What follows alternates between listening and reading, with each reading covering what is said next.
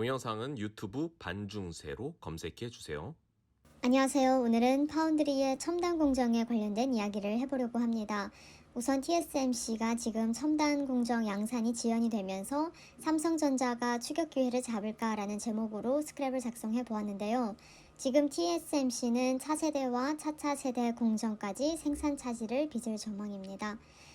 기존에는 2025년 2분기에 2나노 공정을 양산하겠다라고 이야기를 했었는데 지금 그 공장 자체가 이때에나 완공이 될까 말까 하는 상황입니다. 대만 신주 이제 바오산 지역의 2나노 공장을 완공을 해서 2025년 2분기부터 제품을 양산하기로 했었는데 그 계획에 차질이 생긴 것 같아 보입니다.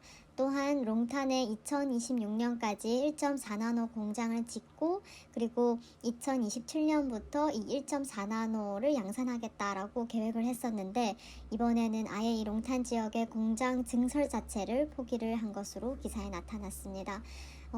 기존에는 TSMC가 기술적으로도 그렇고 시장 점유율적으로도 거의 따라갈 수 없는 자리를 차지를 하고 있었는데 지금으로서는 보면은 기술적인 면에서는 다른 파운드리 업체에 대해서 조금 전례없는 도전을 맞은 것 같아 보입니다. 현재 발표된 첨단 공정 양산 계획 현황을 살펴보면은요, 우선 내년 말에 인텔이 2나노도 아니고 1.8나노를 양산하겠다라고 계획을 한 것으로 보아서는 인텔이 지금 기술력으로는 가장 앞서 나가 있는 것처럼 보여집니다. 물론 내년에 인텔이 실제로 제품을 출시를 해야 조금 더 확정을 지을 수 있지만 우선은 지금 계획으로서는 이렇게 이야기를 해볼 수 있는 것 같습니다.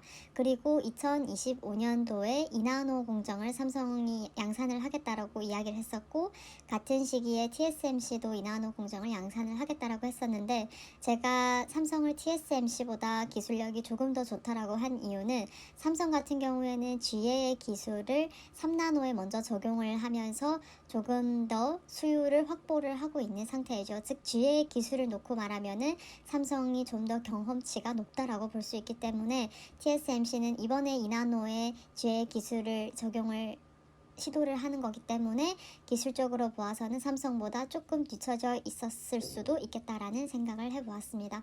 그리고 일본의 라피더스가 2027년도에 2나노 공정을 양산을 하겠다라고 했었고 그 시기에 삼성은 1.4나노를 양산하겠다라는 계획도 발표했었습니다.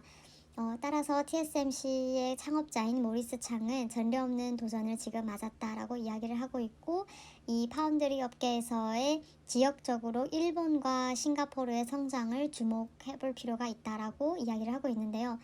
그 이유가 일본은 이제 물이나 전기 이런 자원들이 풍부하고 업무 문화도 좋다라는 장점을 이야기를 하고 있었고 싱가포르는 순수 파운드리 사업자에게 이상적인 장소다라고 이야기를 하면서 앞으로 2025년 그리고 2030년까지의 어떤 파운드리 업계에서의 지역적으로 보았을 때 일본과 싱가포르를 주목해 볼 필요가 있다라고 이야기를 하고 있습니다.